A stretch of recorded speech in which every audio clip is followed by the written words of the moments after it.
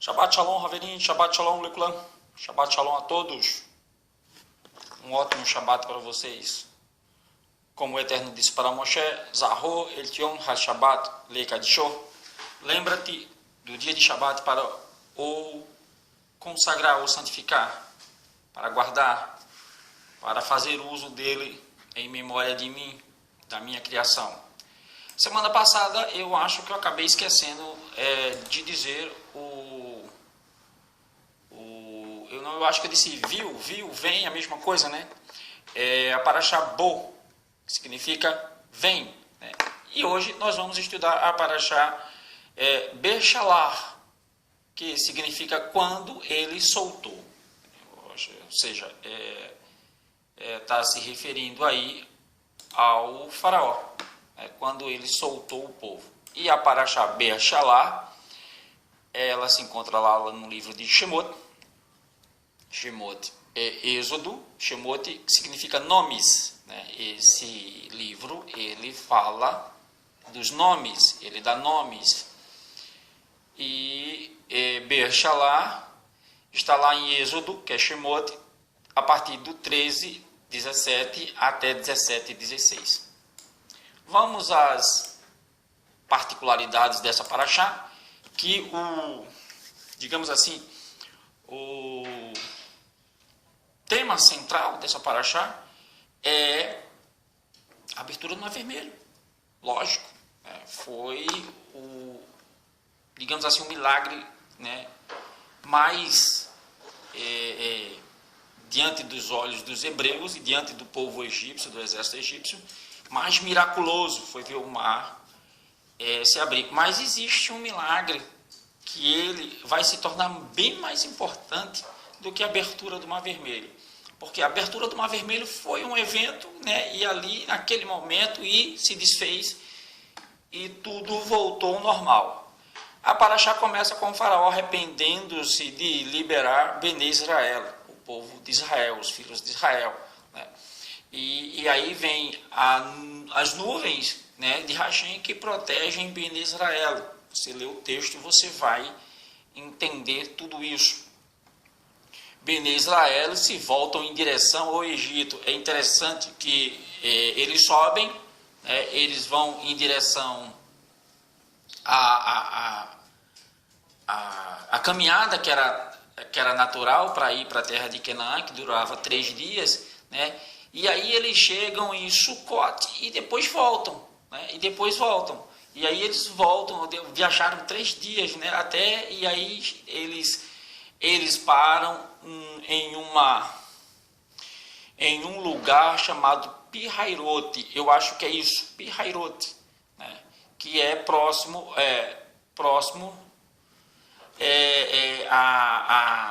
às águas, ao mar, que é Pitom, né? Em vez de avançarem pelo deserto, né, eles voltam para Pitom. E aí o faraó fica sabendo disso e diz: estão doidos, né? Estão atordoados no deserto. Mas isso era um plano do Eterno, para o faraó achar que realmente eles estavam, né, perdidos. E aí vem a vontade do faraó, né, o arrependimento de ter soltado, e vem a vontade do faraó de ir em busca do povo de Israel. Mas a vontade não só era trazer eles cativos, mas de matar a todos, né? Eles disseram para os soldados: vocês podem matá-los, né, e pegarem os despojos. Tentou convencer os egípcios ficaram meio, né, assim. Eles: não, para vocês saberem que eu estou, né, falando a verdade, eu mesmo vou à frente do exército. E aí foi o que ele fez, né? Conseguiu lá as carruagens, né? E, se eu não me engano, foram 600 carruagens. E aí o faraó resolveu perseguir o povo hebreu, né? O povo hebreu, quando acamparam de frente para o mar, né, se viram acuados, na frente o mar, atrás o faraó, de um lado, né, deserto, do outro lado deserto e montanhoso, com feras, né, não sabiam realmente o que fazer. Então Bene Israel fica apavorado e Rachem assegura que irá salvá-los. Bene Israel fica à beira do mar, como eu já falei, e acontece o milagre, né, que é chamado de Kiriat Yansuf. Kiriat Yansuf, abertura do mar. Final. Suf não é vermelho. Tá? Suf não é vermelho. Vermelho é Edom, em hebraico. Kiriat, abertura, Yan, mar. Né? Suf, final. Ou junco, porque a palavra suf, né, em egípcio tem o significado de juncos. E no hebraico o significado é final. Por isso que o povo lá de Israel chama, né, o mar lá embaixo, a outra pontinha do mar, que eles chamam mar de vermelho, porque ele faz duas pontinhas assim, chama de mar final, porque existem outros mares, o mar da Galileia, o mar, né, Mar Morto, o mar Mediterrâneo, e abaixo o mar final. Para eles aquele era o mar final, né? Então, mar final no hebraico, mar de juncos no egípcio, ok? Por isso que tem aquela confusão de acharem que o povo atravessou, né, o mar de juncos. Não tem nada a ver. E aí vem, né, o milagre, que é o Kiriat Yansuf, a abertura do Mar Vermelho. Né?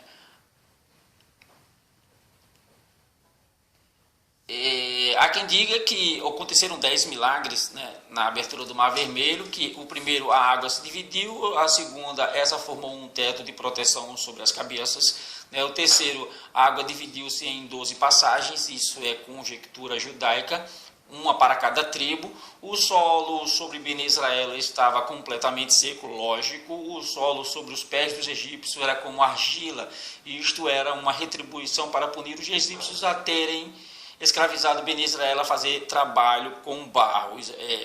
Exato, eu concordo com isso aí. Eles tiveram dificuldades, né, de andar na abertura do mar. A água ficou dura como rocha, né?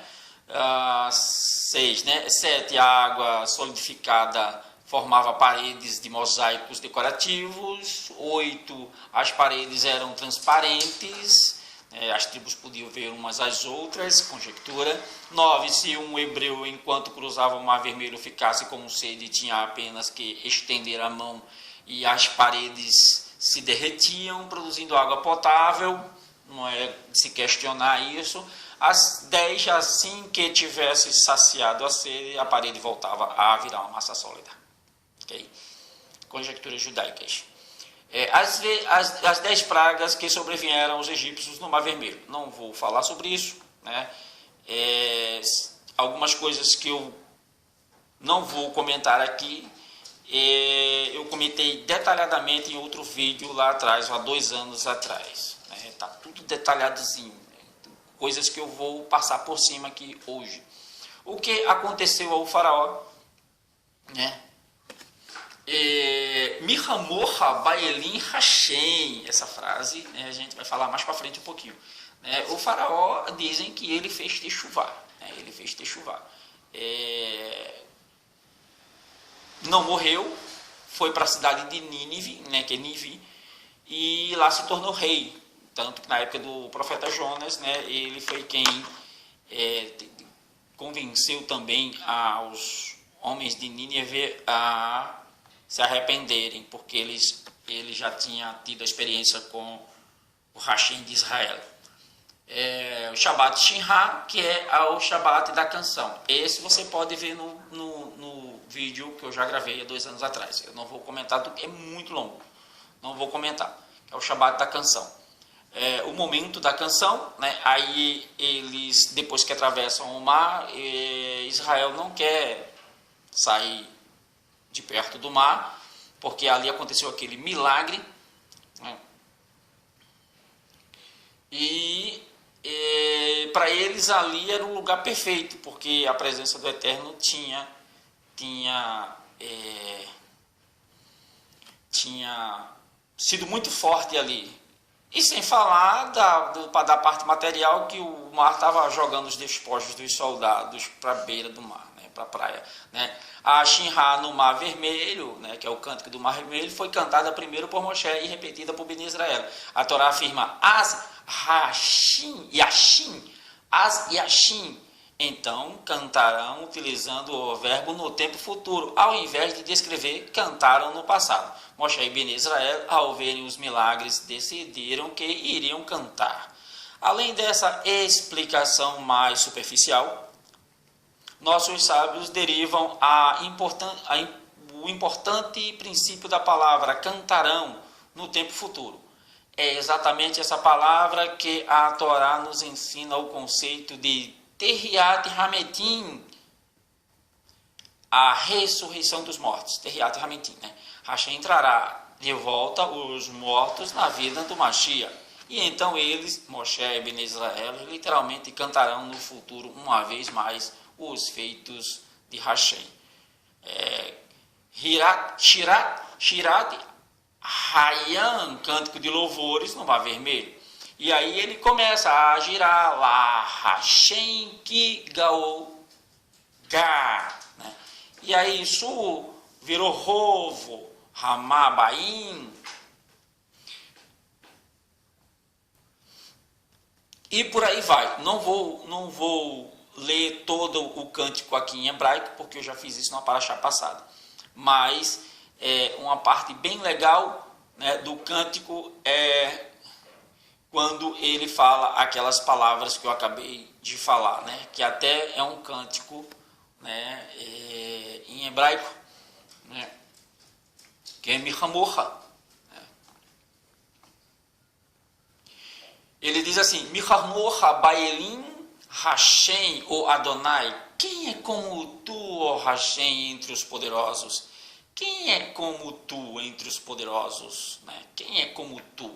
Né? Mihamorra Nedabar Bakodesh. Né? Quem é como tu, glorioso em santidade? Norá Terrilot, né? Teus louvores, né? Com temor, teus louvores com temor, pois tu és, né? Tá? Aqui é a sua explicação, tá? Norá Terrilot, teus louvores, né? Com temor.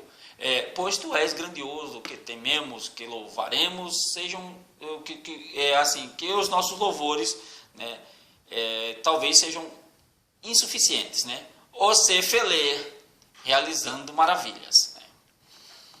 Você quer saber todo o cântico em hebraico? Como eu disse, está lá na paraxá de 2 anos atrás. É bem legal. De repente eu posso fazer só um vídeo traduzindo esse cântico.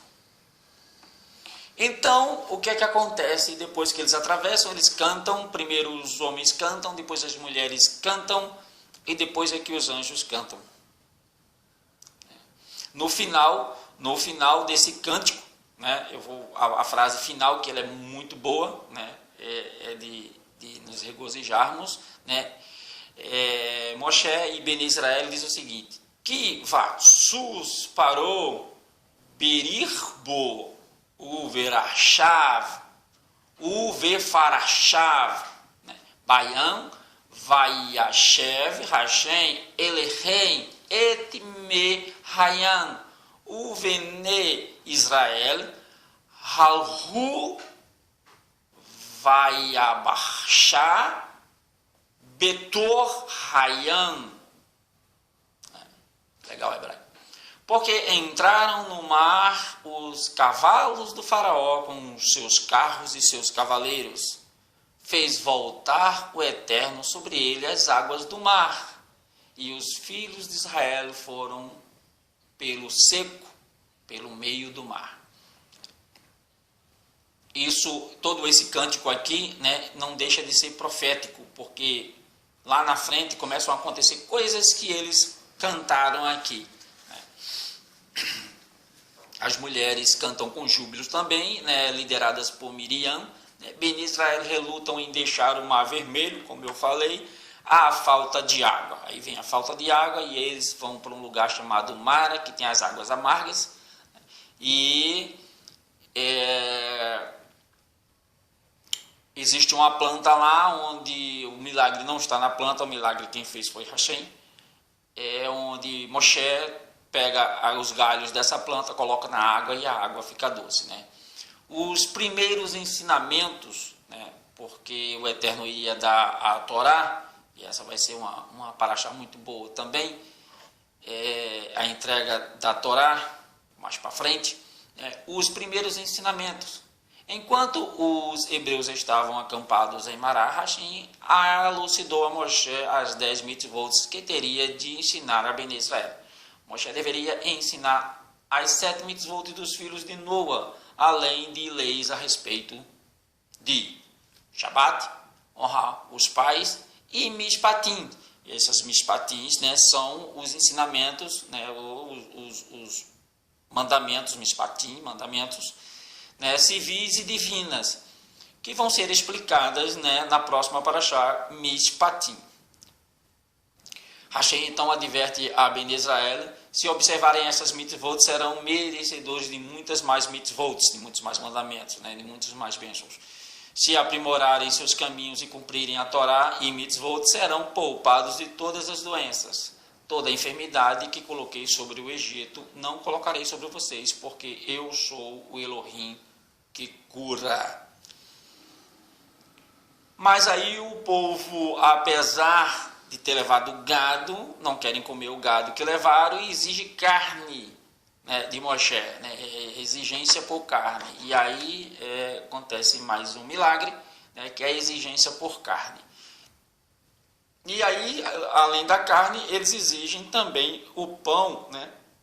E aí é que vem o maná, o alimento celestial.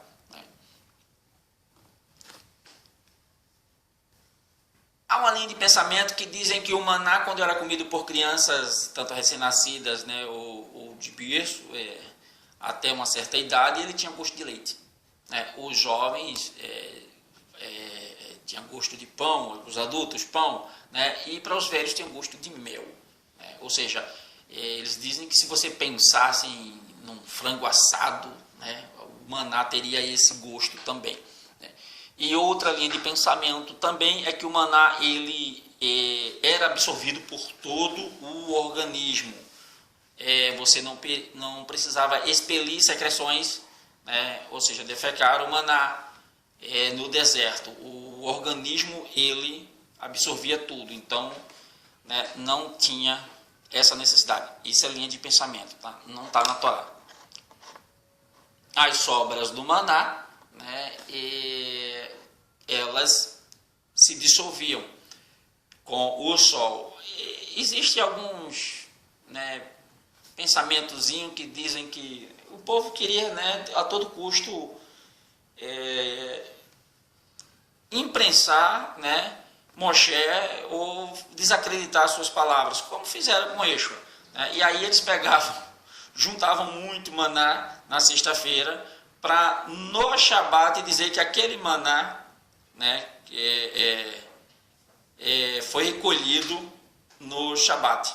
Né? Mas aí o maná da sexta-feira ficava ruim, não tinha jeito. Né? Não tinha jeito, quando eles queriam fazer isso.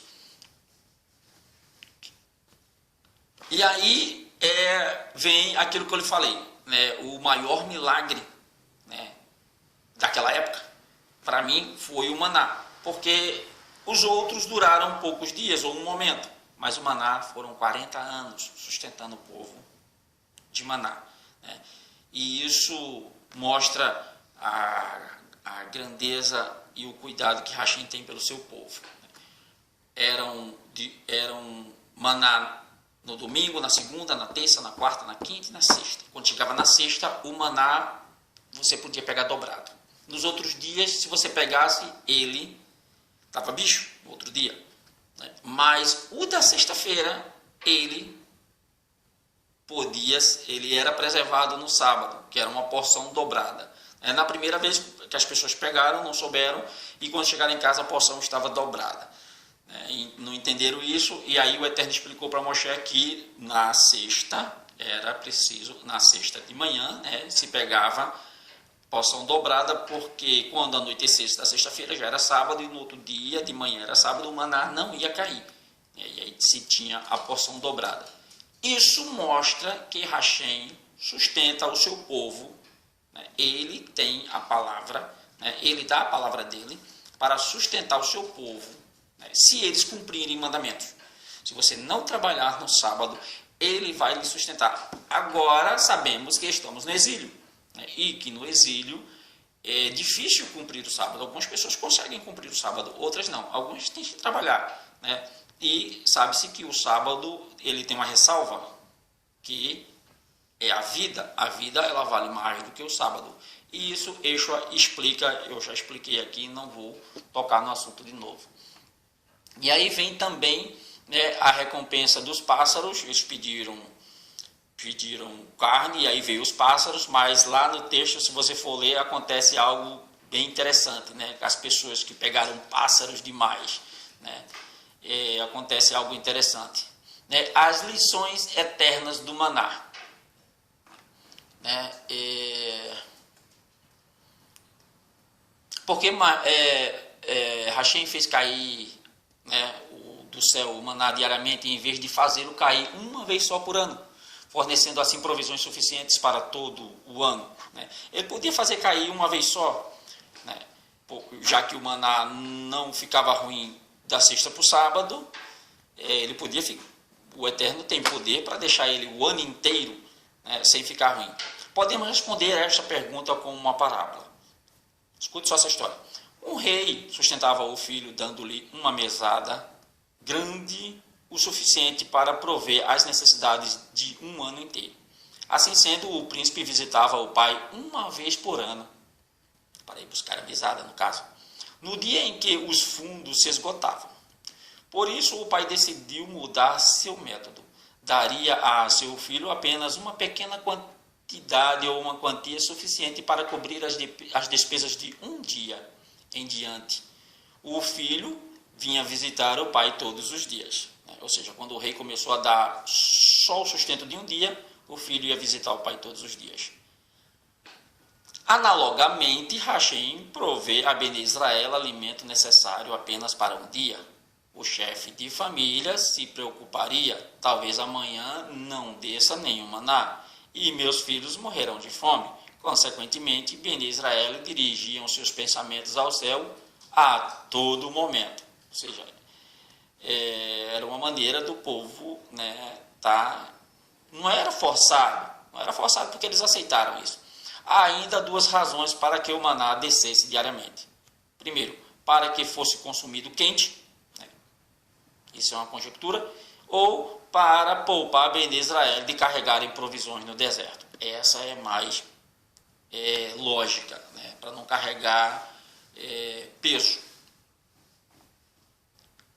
E aí vem o tal do Amaleque, né? A guerra contra Amaleque. Amaleque é interessante o nome Amaleque, que ele é uma junção de An e Lak, né? Que quer dizer povo que veio lamber sangue.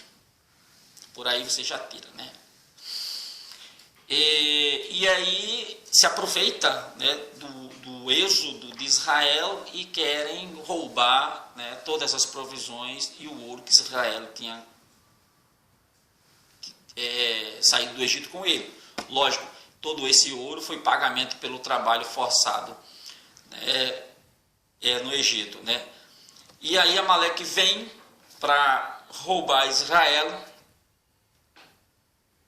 Mas, analogamente, no deserto, Hashem proveu Bene Israel de todas as necessidades, né? Rodeou-os com as nuvens de glória, deu-lhes o maná, as cordonizes, contudo, após desafiarem-no em Massá, o Merivá, né? Perguntando: está Hashem entre nós ou não? Né? Está lá em Shemot 17:7. Ele respondeu-lhes: se duvidam de minha presença, eu os deixarei sozinhos, e o cachorro os morderá. Então Hashem permitiu que Amaleque os atacasse.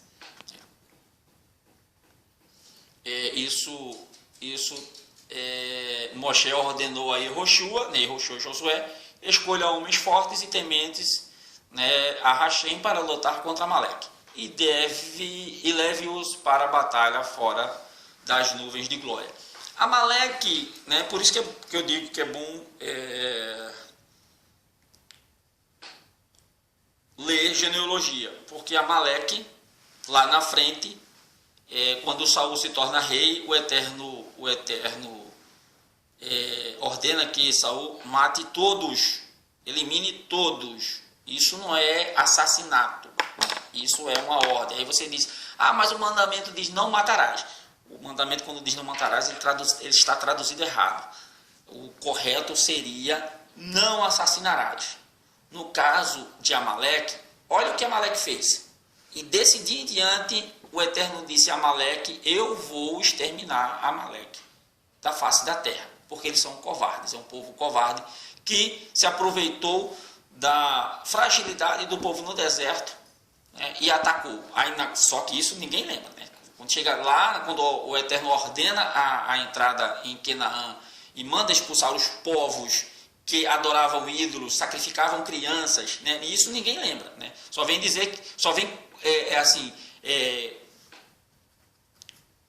julgar ou questionar a ordem do Eterno, porque ele diz para exterminar o povo, mas não se lembra que esse povo também assassinava suas crianças, né? Entregava as crianças que jogavam no fogo e tudo mais, né? A Moloque, a Baal e outros lá. Não lembram disso, né? E o Eterno, sendo o Criador de todas as coisas, tem que ficar só olhando, né, a perversidade humana. Essas pessoas, esses povos, eles tiveram a oportunidade de fazer aliança com Israel e não quiseram.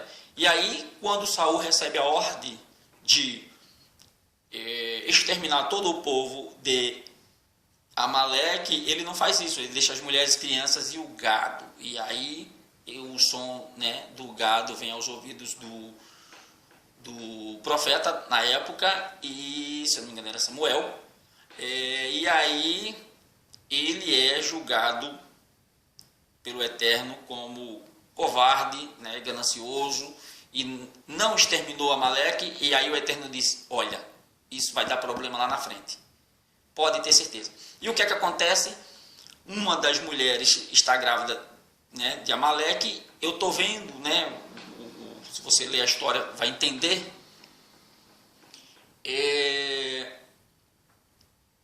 Quando chega lá na frente, né, na época do rei Artaxerxes, né, que acaba casando com Hadassa, que é Esther, né, o Naamã, né, é filho de Amaleque, e ele está ainda com a vingança na mente. E ele tinha filhos, né? E aí ele tenta matar todos os hebreus num dia só. Graças ao Eterno, a Mardoqueu e a coragem de Esther, isso não aconteceu. Mas veja que por conta de uma ordem não cumprida por Saul, ordem essa dada pelo Eterno, lá na frente quase que todos os hebreus eram mortos, né, por Amaleque. E os amalequitas ainda estão no mundo, tá? Eles não foram exterminados. Ainda tem uns descendentes deles aí querendo acabar com o povo que fala a verdade, que é o povo do Eterno. Hoje o povo do Eterno não são mais só os hebreus nem os judeus, é o povo que faz techuvá, é o povo que guarda os seus mandamentos. Ele disse, o meu povo, ele me ama, porque ele guarda os meus mandamentos. E aí, depois de Amaleque, né, da guerra de Amaleque, né, a luta contra Amaleque em todas as gerações, como eu falei, né, o que é que acontece? Hashem disse a Moshe, escreva na Torá que o povo de Amaleque teve a empatia de atacar os meus filhos, os hebreus, depois do êxodo do Egito, e por isso foram copiados por mim. Que isto sirva de advertência a todos os que atacam o meu povo, de que também serão punidos por seus atos. Amaleque será aniquilado deste mundo, até mesmo do mundo vindouro. Transmita esta mensagem a Yehoshua, né, que levará Ben Israel à terra de Canaã, de que varrerei Amaleque definitivamente, coisa que Saul não fez, né? Destruirei Ramã entre seus descendentes na época de Machia. Falei de Ramã, né? não restará lembranças de Amaleque. Moshe construiu um altar para comemorar a milagrosa guerra contra Amaleque e chamou Hashem Nissi. Aqui Hashem realizou um milagre para nós, exclamou. Hashem jura que enquanto houver perversos neste mundo, seu nome e seu trono estarão incompletos. Ele declara guerra contra Amaleque através das gerações até a vinda do Mashiach. O Mashiach já veio, mas não definitivamente. Ele veio para estabelecer a sua comunidade, que somos nós, que guardamos os mandamentos, e virá a próxima vez definitiva para exterminar esse governo que está aí, que é o governo do anti-Mashiach, que está preparando o caminho para ele. Não vamos tocar nesse assunto, porque o assunto hoje é Parashot. Um abraço a todos, obrigado pela companhia. Se gostou do vídeo, compartilha. E vamos recitar Birkat Kohanim para terminar. Yivarichecha Adonai veishmerecha, Yair Adonai panavelecha, Vihuneka Itzah Adonai panavelecha, Veyatzelecha. Shalom. Elohim Melech Neman, Elohim é Rei Fiel. Amém. E a frasezinha que eu gosto, e que você deve carregar ela no seu coração é Vetedut et Haimet, Vehaimet Teishare et Her. E conhecereis a verdade, e a verdade vos libertará.